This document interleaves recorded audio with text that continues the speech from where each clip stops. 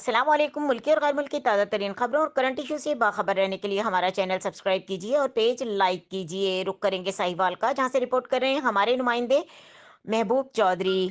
साबिक मेयर साहिवाल असद खान की जेर निगरानी मेट्रोपॉलिटन कॉरपोरेशन की जगह पर कब्जा करने की कोशिश को सीईओ काशिफ गुज्जर ने नाकाम बना दिया। सरकारी जगह एक दफा फिर वागुजार करवा ली गई।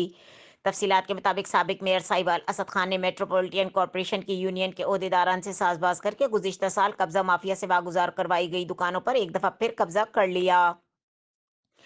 कब्जे का इल्म में आते ही सीईओ काशिफ गुज्जर अपने इल्म के सांग मौके पर पहुंच गए और गैर कानूनी तामीरात गिरा दी। याद रहे कि सीईओ काशिफ गुज्जर ने गुज़िश्ता साल ताकतवर माफिया से सरकारी जगह वागुजार करवाई थी, जिसको अपनी मुद्दत के आखिरी दिन साबका मेयर साहिवाल ने फिर कब्जा माफिया के हवाले कर दिया।